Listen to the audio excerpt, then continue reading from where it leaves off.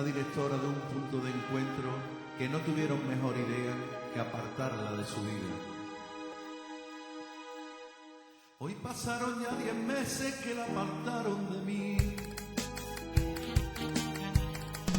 Tanto como la quiero más que a mi vida. Me la quitaron en enero, Dios mío, ¿por qué lo haría? Y desde entonces no puedo vivir, me estoy muriendo, no puedo vivir, que me han quitado a mi niña, que era mi rosa en mi vida, era lo que más quería. Rocío, ay mi mirante Rocío, ayúdame a que la vea, que me estoy muriendo en vida, Rocío, y no me deja.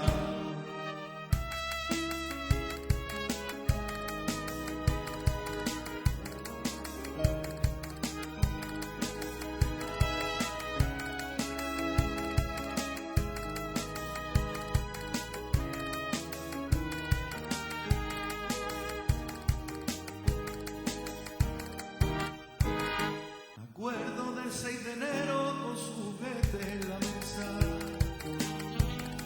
Estaban sus amiguitos, como siempre en ese día, jugando con su cacharro como si ella estuviera. Y me preguntan y yo no sé qué decir, no le respondo porque no sé qué decir. Y cojo y me doy la vuelta, con lágrimas en los ojos, me escondo que no me vea. Rocío, ay mi mierda Rocío, ayúdame a que la vea, que me estoy muriendo en vida, Rocío, y no me deja. Muy buenos días, tal como habíamos anunciado el pasado jueves, hoy volvemos a tener aquí en los estudios de Antena Huelva Radio a Mariano Horta. Quedaron muchas cosas por hablar. En referencia a las denuncias falsas que alguna que otra mujer había montado sobre su pareja y cómo Mariano Horta explicaba los casos en los que él se había vuelto involucrado, daba sus explicaciones, daba algunas sugerencias, consejos, que nosotros también, aparte de las explicaciones oportunas y pertinentes que dé Mariano, esto puede servir como sugerencia o consejo, orientar a cualquier persona para que, si lo necesitase, se pusiese en contacto con Mariano Horta y él le daría los consejos oportunos y pertinentes en algún caso que tenga que ver con todo lo que vamos a tratar en este programa y en los que vayan a venir el próximo jueves, todos los jueves, desde las 11:30, como bien hemos anunciado, hasta las 12, siempre un tiempo de radio dedicado a temas de interés. Mariano, muy buenas. Hola, buenos días, Paco. Me alegro verte por aquí un jueves más. Muchas gracias, es un Ha placer. pasado la Es un semana placer. muy rápido Sí, que ha pasado la semana. se pasan los días enseguida. Bueno, pues pregunta relacionada con, porque en medios de comunicación se habla mucho del maltrato a la mujer y nosotros también hablamos la pasada semana que también hay hombres maltratados. Y tú nos contabas casos que se ponían el vello de punta, ¿no? Fundamentalmente sobre las pruebas falsas, o también me llamó la atención, Mariano, cuando decía que el juez no te permitía aportar pruebas para desmontar esas pruebas falsas. Y sigo dándole vuelta a eso y digo, ¿cómo puede ser que un abogado presente unas pruebas y el juez las rechace? Ese tema como está, no hay nada nuevo, ¿no? Porque No, es que así, denunciaste, es así. ¿Tú denunciaste al juez? Es así. Vamos a ver. Las experiencias que yo le transmito a través de este medio, pues tienen que ver con mi experiencia profesional como abogado, pero también con mi experiencia asociativa como miembro de la Asociación Papa Huelva, Alianza por la Justicia, y entonces pues son dos experiencias contrastadas con hechos ciertos, indubitativos y que merecen toda la atención del mundo, precisamente porque, ya le digo, está contrastado por una experiencia de calle, como es la de la asociación de personas afectadas por las denuncias falsas y los maltratos, y en definitiva personas impedidas del ejercicio de sus derechos fundamentales cuando son denunciados por hechos que no son ciertos que se hayan cometido. Esa es una experiencia muy positiva, y la experiencia profesional en mi ejercicio de la abogacía, que es igualmente rica y abundante, ¿no? Entonces, como yo decía en la anterior entrevista, es cierto que determinados jueces, y además lo pongo por caso uno, don Javier de Lemus Vara, es decir, no hay que ocultar los nombres cuando se está bien documentado, en este caso como yo lo estoy. don Javier de Lemus Vara, yo ejerzo la defensa en el procedimiento abreviado 527/10. Este señor es juez sustituto del juzgado de lo penal número 3 de Jerez, donde, como sabes, pues también tengo despacho, además de aquí en Huelva. Y entonces, pues este juez se vale de una triquiñuela procesal, una artimaña, una argucia procesal, que en este sentido pues merece todos los reproches desde el punto de vista ético de las profesiones jurídicas y moral desde el punto de vista de lo que es humano. Este señor pues se dedica, ni más ni menos, que cuando una denuncia comprueba que es falsa y él sabe que es rematadamente falsa y le interesa por razones profesionales suyas para su promoción como juez, es decir, para que le renueven sus contratos, puesto que los jueces sustitutos lo son por periodos anuales, los contrata el Consejo General del Poder Judicial. Los jueces sustitutos, igual que los interinos, los funcionarios interinos, pues no son jueces de carrera. Jueces sustitutos, como mismo la palabra dice, pues se le renuevan los contratos. Entonces, como aquí se incentiva las condenas, pero no se incentiva la justicia, se incentiva la condena al padre, al hombre, pero no se incentiva las sentencias justas, sino las sentencias independientemente de que sean justas o injustas. Lo que se incentiva y lo que se premia por parte del Consejo para la renovación de los contratos de los jueces interinos es la condena al varón para que sume estadísticamente en el número de mujeres maltratadas, siendo mentira que esas estadísticas sean ciertas, pero como eso es lo que se premia, es decir, las sentencias de condena, este juez, don Javier de Lemus Vara, quien actualmente está al frente del juzgado de lo penal número 3 de Jerez.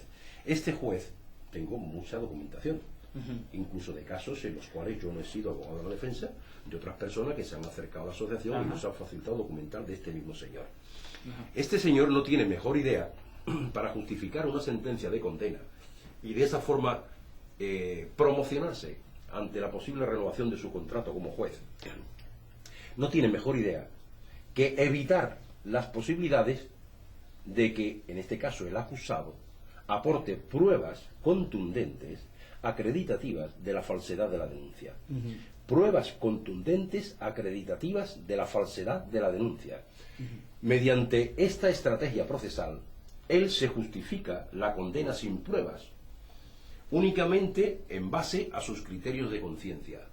Él alega que enjuician conciencia en función de lo que ha dicho la parte que acusa y en función de lo que dice la parte que se defiende, enjuician conciencia y a través de ese enjuiciamiento, como él dice, en conciencia, dicta sentencias condenatorias injustas y a sabiendas. Esto es un delito.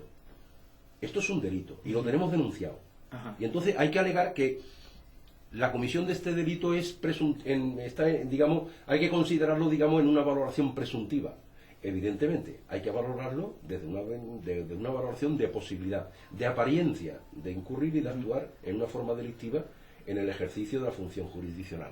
Totalmente de acuerdo. Pero hay elementos positivos, objetivos, elementos de convicción, pruebas indubitativas de que este señor se dedica, este juez, don Javier de Lemus Vara, se dedica a coartar el derecho de defensa para que el acusado sea fácilmente condenado alegándose la inexistencia de pruebas de la defensa.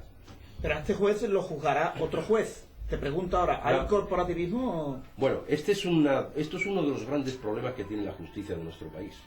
Este es uno de los más grandes problemas que tiene la justicia de nuestro país. Vamos a ver.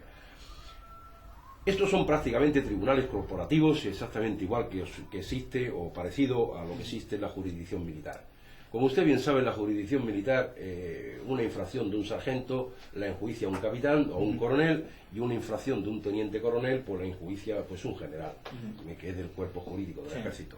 Lógicamente, en los juicios que se hacen entre la jurisdicción militar, pues existe una condescendencia y una comprensión, una relajación de los principios jurídicos ordinarios que se le aplica a los ciudadanos de la vida común, que no existen en otros órdenes, es decir, es una jurisdicción privilegiada en este sentido. Pues igual que en el orden eclesiástico, pues también existe en este sentido, en este aspecto, cuando no son delitos comunes, sino que son actuaciones irregulares por parte de determinados sacerdotes en el ejercicio de sus funciones como capellanes, pues también los enjuicia los tribunales eclesiásticos. Entonces, aquí existe en este sentido pues un privilegio de orden, que esto debería ser radicado ipso facto. En los jueces ocurre exactamente lo mismo. Esta jurisdicción privilegiada que tienen los jueces, de que a un juez lo enjuicia a otro juez, Esto es una aberración. Desde el punto de vista procesal, esto no tiene explicación alguna. Y desde el punto de vista de la consideración de los derechos que se vulneran, o que se defienden, o que se dirimen en el ejercicio de la actuación jurisdiccional, tampoco tiene ningún sentido. A este juez nosotros le hemos interpuesto una querella a la que se han adherido 6.000 personas, 6.000 ciudadanos. Hay 6.000 ciudadanos que han manifestado a través de los escritos dirigidos al juzgado su voluntad de personarse en la causa, ejercer la acción popular y en este caso pues emprender acciones, es decir, unirse a las acciones emprendidas por esta acusación particular que la ejerzo yo en nombre de la asociación, precisamente pues para pedirle en definitiva por las penas que correspondan con el arreglo a derecho. Nosotros le imputamos la existencia de un delito de prevaricación judicial con resultado de lesa humanidad. Es decir, aquí se está destrozando vida. ¿A este juez quién lo enjuiciará? Pues lo enjuiciará el Tribunal Superior de Justicia de Andalucía, donde se está diligenciando la causa. Ahora mismo pues hay un juez instructor denominado que está instruyendo la causa, y hay también pues una fiscalía que ya ha intervenido y que está pendiente de calificar los escritos de acusación que nosotros hemos dirigido. Pero por encima de todo, quién va a enjuiciar este juez? Este juez lo va a enjuiciar teóricamente el Tribunal Superior de Justicia de Andalucía. Por razones corporativistas, es evidente que la posibilidad que este juez para nosotros tiene de que sea severamente condenado y que la ley se aplique en todos sus justos términos con arreglo a las irregularidades actuacionales que nosotros le hemos denunciado y le hemos acompañado de documental en sus actuaciones habituales dentro del juzgado de lo penal número 3 de Jerez, como le estoy diciendo, las posibilidades de que aquí se haga justicia en todos sus extremos pues son algo remotas, es decir, somos pesimistas.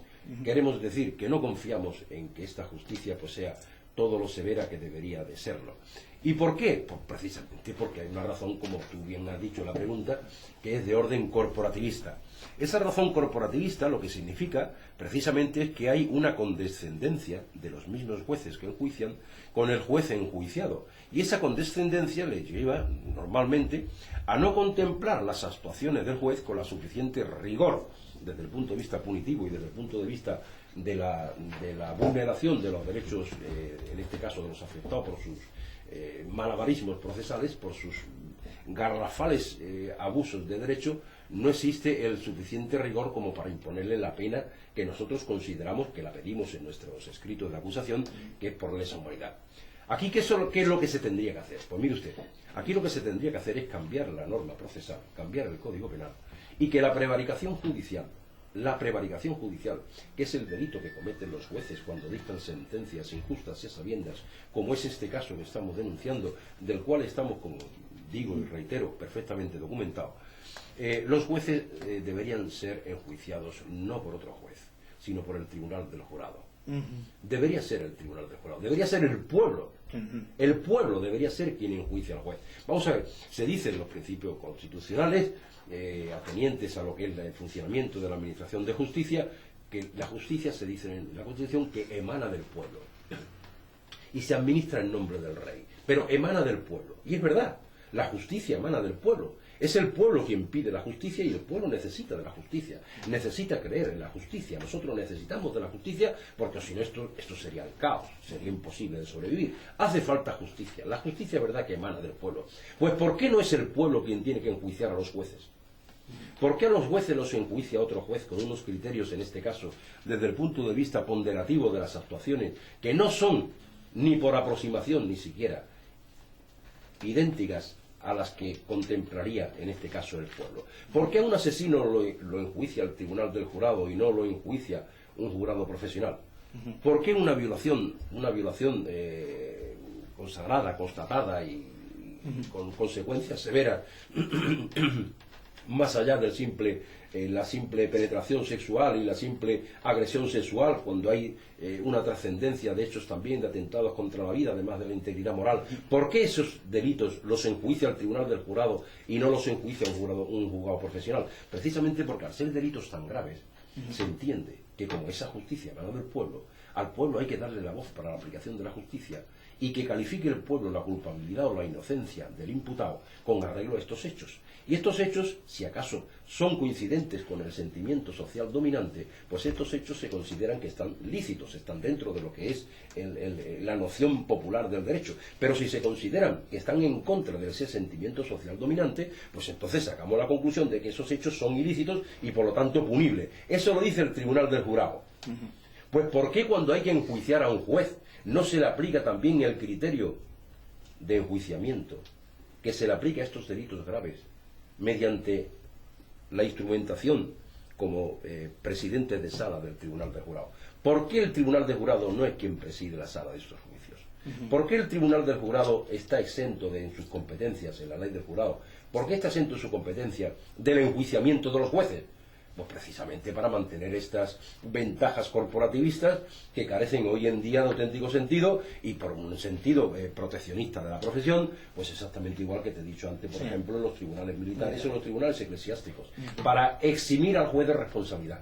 Y así vemos que es dificilísimo poder encausar a un juez por dictar sentencias injustas.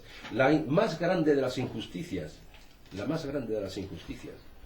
que acomete un juez es meter a la cárcel a un inocente, porque esa es la forma de destruir vida, es la de alejar a un padre de sus hijos sin motivo justificado, porque eso destruye vida, es la de imponer condenas de cualquier tipo, aunque no sean carcelarias, solamente con que sean de alejamiento, sin ningún motivo de peligrosidad. Este tipo de sentencias, cuando son o están basadas y fundamentadas en hechos falsos y en denuncias falsas, o en hechos que tienen una correlación con lo que se denuncia, pero están tan hiper exagerados que al final pues resulta que lo que se está enjuiciando es solamente un parecido con lo que ocurrió en la realidad. Y en cambio la sentencia pues enjuicia y condena por la hipertrofia del hecho, no por el hecho en sí, ¿entiendes? No por el hecho original y primitivo, sino por lo que se ha denunciado y por lo que al final ha llegado a juicio. Estos jueces merecen todo el reproche social, todo el reproche penal que se contiene para el común de los mortales y no deben gozar de privilegios. Estos jueces, cuando incurren estos delitos que son de prevaricación judicial dolosa, cuando es coincidente, reincidente, consciente y sapiente de que lo que están haciendo es totalmente contrario a los derechos humanos, sean de la infancia cuando son niños los afectados, los hijos de padres separados, o cuando son padres los afectados, estos jueces deberían de ser, en primer lugar, apartados de la profesión judicial y después pues aplicarle todo el rigor del Código Penal como aquel que comete un gravísimo delito contra la integridad moral, física o psíquica de las personas. En cambio no se hace de esa manera, eso es una gran injusticia. Hay que modificar el Código Penal, hay que modificar la ley de enjuiciamiento y proponer que a los jueces los enjuicie el pueblo, porque la justicia emana del pueblo, y eso es paradigma constitucional. Si la justicia emana del pueblo, si la justicia emana del pueblo, a los jueces que los enjuicie el pueblo, y no un tribunal con otros jueces, porque eso lo que conlleva es que aquí ningún juez delinque. Claro. Y cuando una mujer monta una prueba falsa sobre su pareja, ¿esta prueba falsa es ella la que la monta, o la monta su abogado, o es una estrategia común? ¿Y para qué se monta esa prueba falsa? ¿Para sacar qué beneficios? Bueno, normalmente las pruebas falsas tienen un interés detrás. Claro. El interés puede ser unas veces patrimonial y otras veces pues, de índole emocional. El de índole emocional pues, tiene que ver con un odio, un resentimiento, un sentimiento de persecución, de deseo de causar daño. Y otras veces pues tiene un interés que es de índole y naturaleza patrimonial, lo cual pues también se justifica con el proceder de determinadas personas que actúan de esta forma. Nadie está libre de culpa de mentir en un juzgado. De hecho, hay una expresión muy comúnmente asumida que dice que en el juzgado es donde más se jura decir la verdad, pero es donde más se miente.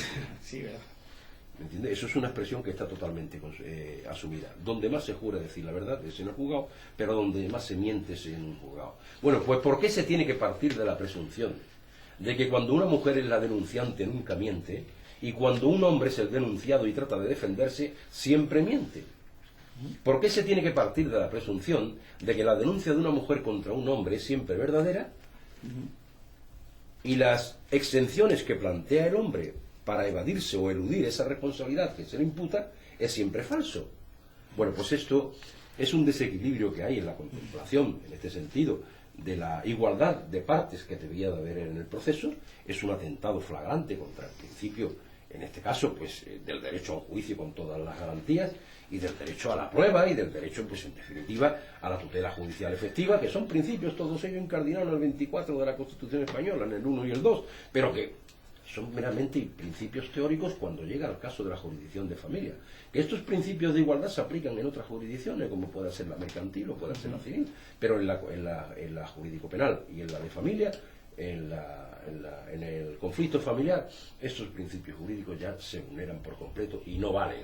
Es decir, aquí la igualdad brilla por su ausencia. Entonces, ¿por qué tiene que presumirse precisamente de que una denuncia interpuesta por una mujer que puede tener unos sentimientos de odio perfectamente justificados, además, que puede estar justificado el odio al marido, y el reproche, y el desprecio, y el asco, si se quiere, que está perfectamente justificado porque las personas somos humanas y cambiamos nuestros sentimientos a la par de que cambian nuestras condiciones y nuestras percepciones de la vida?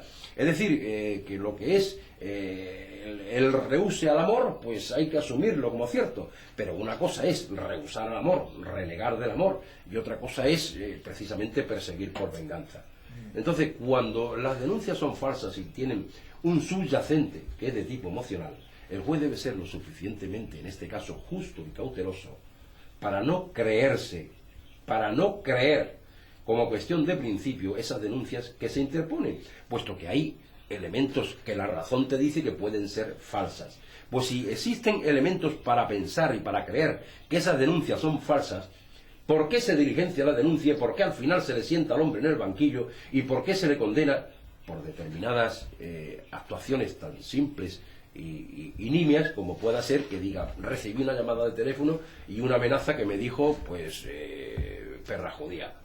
¿Me entiende? Entonces, ¿por qué se tiene que sentar un hombre en el banquillo y pedirle 10 meses de prisión, que es lo que conlleva las amenazas telefónicas, aún sin comprobarse de que existieron? Ah, sí, pero aquí como lo estás diciendo. Como lo estoy Si diciendo. un hombre llama a una mujer y le dice lo que te he dicho, perra judía, por Sí, ejemplo, y eso sí, tiene sí. 10 meses de cárcel. Eso tiene 10 meses de cárcel.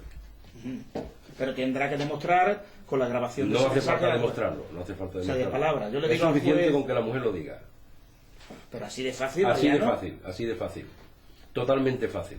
¿Por qué hay que someter a estos señores, a estas personas, a estos ciudadanos inocentes, a estas tesituras, que aparte de los 10 meses de prisión que se le pide por parte de la Fiscalía y que le puede caer en condena, aparte de eso, se le ponen medidas de alejamiento?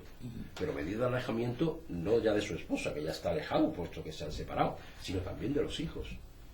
Y le imponen medidas de incomunicación, con lo cual quiere decir que las consecuencias de la denuncia falsa pagan no solamente, en este caso, el denunciado, sino también terceros inocentes como son los hijos, que se prolifera de esta manera la condición de niños huérfanos de padres vivos, hijos huérfanos de padres vivos.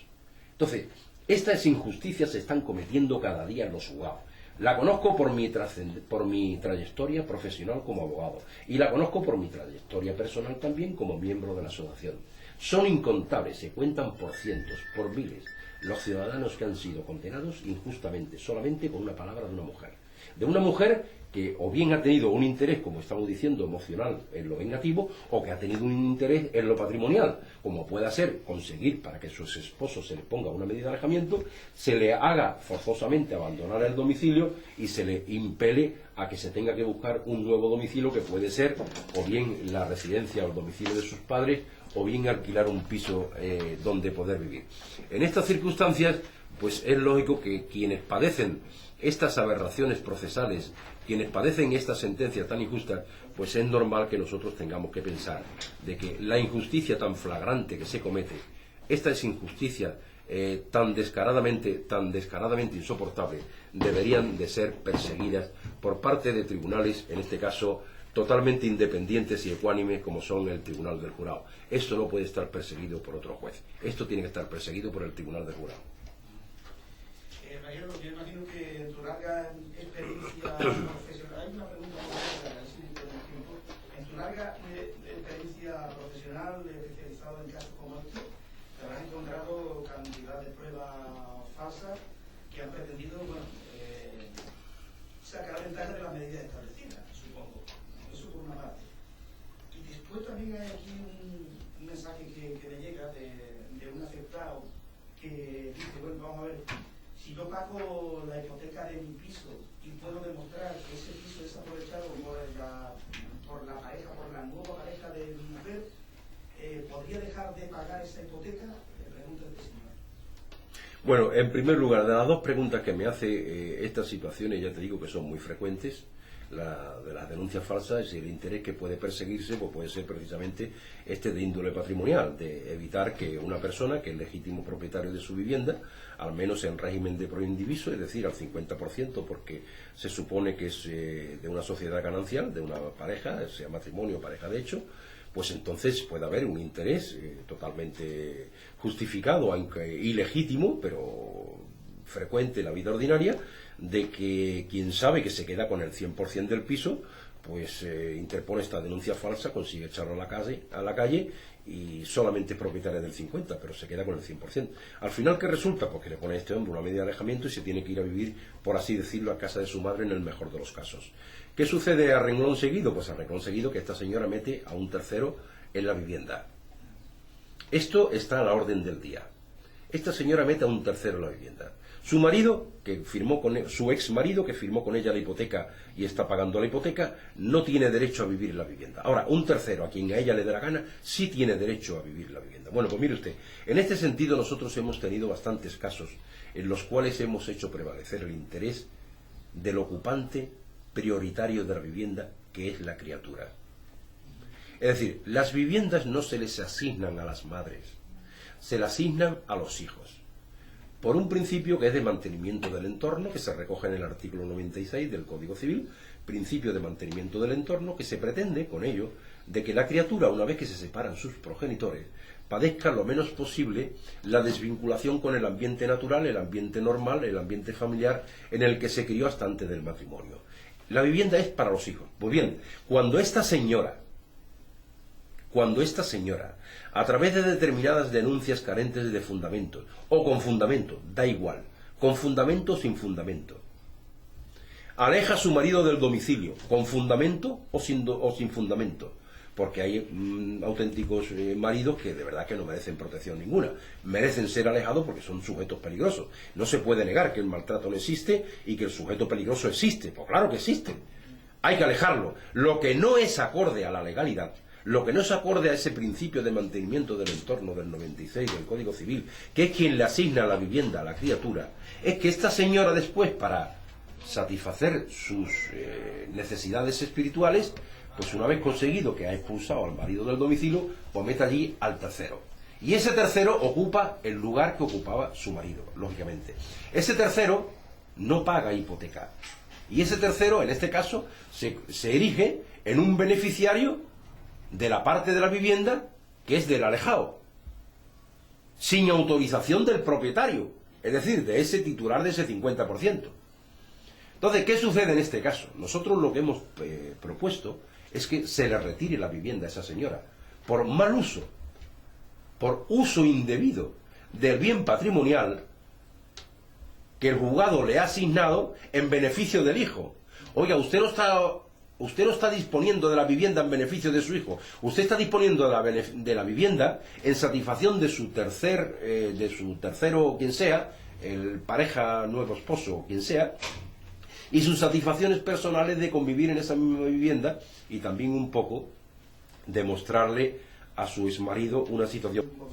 Disculpa por el ataque de tos, fruto del catarro. Te termino la pregunta anterior y ahora mismo te atiendo en este tema. Nosotros hemos propuesto, cuando hemos tenido estos casos, que a esa señora se le retire la vivienda y se proceda inmediatamente a su venta y al reparto proporcional de las partes que cada uno es, que son sus 50% respectivos. Se le retira automáticamente el uso de la vivienda.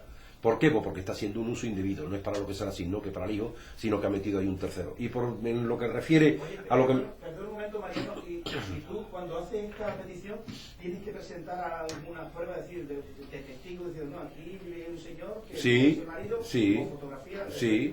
No, pues es muy sencillo, que declare el menor, ya está. Ah, vale. Es la más contundente. Declarar al menor, como nosotros lo hemos hecho, un menor con 7, 8 años, es suficiente para que tenga credibilidad y narra las peripecias suyas de su vida en su casa con el tercero que no es su padre.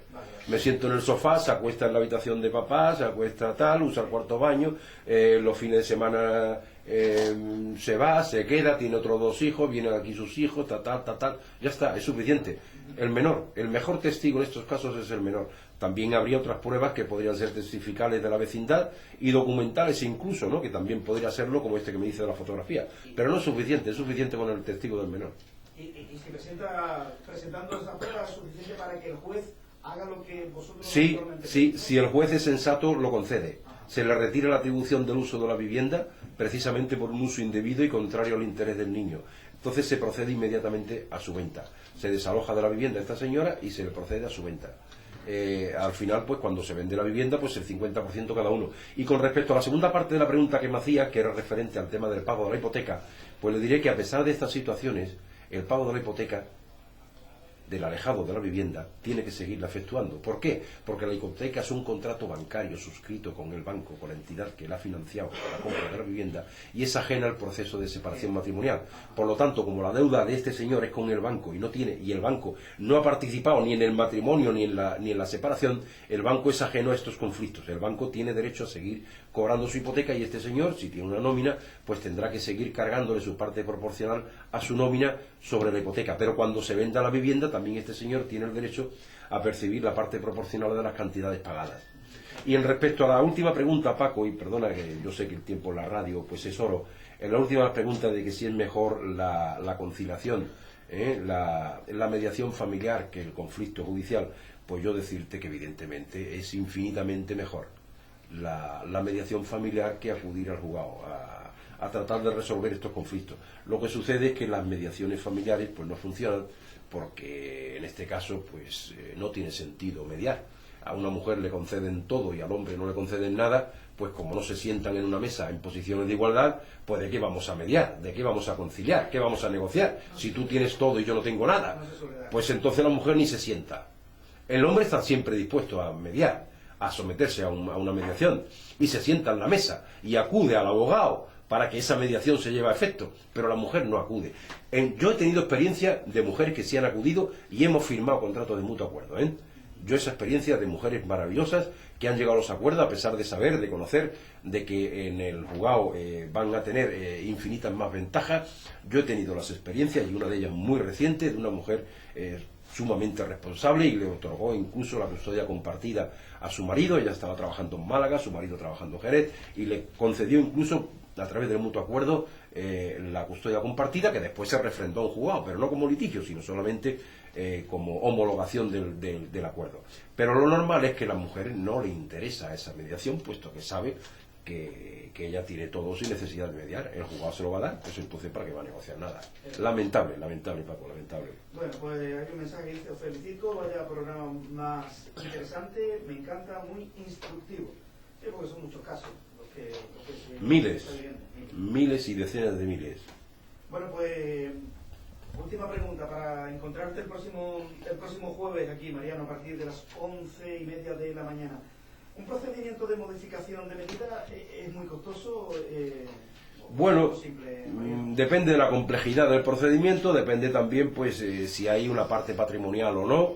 Evidentemente pues los procedimientos se cuantifican y en función de sus cuantías pues es como se estipulan los honorarios. Pero orientativo, si hay periciales o no hay pericial psicológico me refiero, de la criatura, si qué es lo que se pretende, si simplemente un derecho de visita o una custodia compartida, es decir, hay muchas variables. Si hay viviendas que repartir, no solamente la del domicilio conyugal, sino otras partes del patrimonio, segundas residencias o inversiones que se hicieron de común o no de común, sino aparte desiguales, depende. Pero orientativo, alrededor de unos 6.000 euros es lo que viene costando un procedimiento de modificación de medida medianamente complejo es lo que suele costar. Perfecto. Bueno, pues tu despacho abierto, con tu número de teléfono también, por si alguien quiere hacerte una consulta, frente a la estación de Renfe, el despacho de Mariano Horta, y un teléfono, si tenía el despacho para que pueda... Sí, bueno, pues el 959-816-844. 959-816-844, pues con mucho gusto.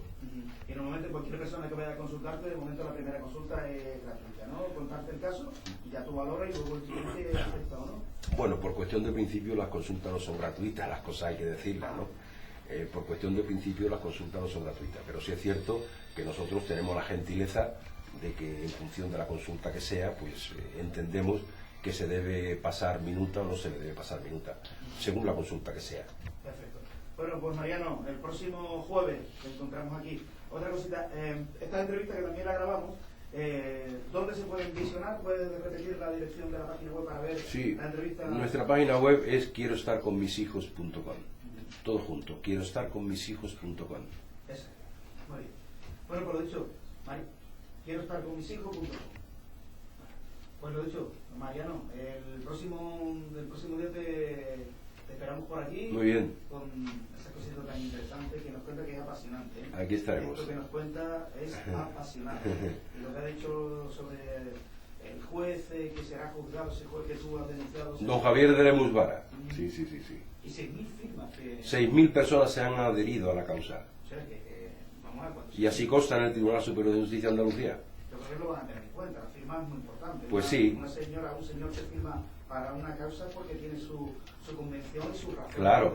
para firmar cualquier causa que considere justa o injusta. Esta acción emprendida consta en la página web y la gente puede ver en la página web pues cómo se ha desarrollado y cómo se está desarrollando esta causa, este proceso. Ahí pueden Sí, ver también ahí ven. las entrevistas que le estamos haciendo a Mariano. Muy bien. Que luego la tocamos. Ahora la programación continúa en Antena Huelva Radio con Huelva. Muchas gracias.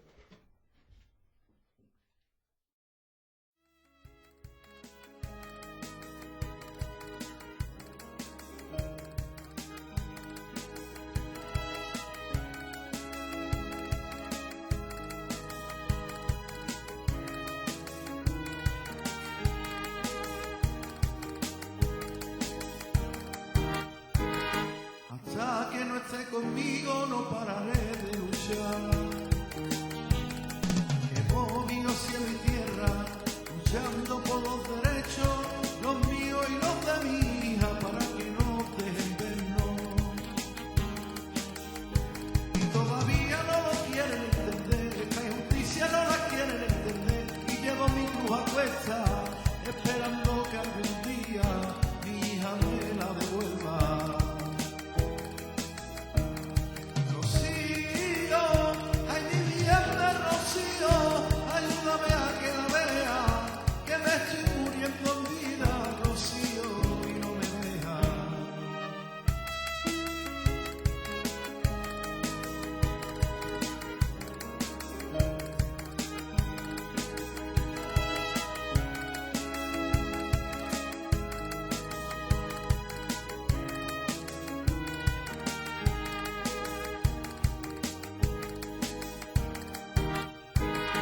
Prefiero morir de pie a vivir arrodillado. Me conocen por Papa Huelva, porque en Huelva yo nací y lucho por esos padres que les pasa como a mí. Y quiero ser la voz de esos niños también, a los que sus papás nunca le dejan ver, esos niños indefensos que la justicia maltrata cuando no les dejan vernos. Rocío, ay mi bien de Rocío, ayuda también a ellos, ayúdale a nuestros hijos, Rocío, que están indefensos.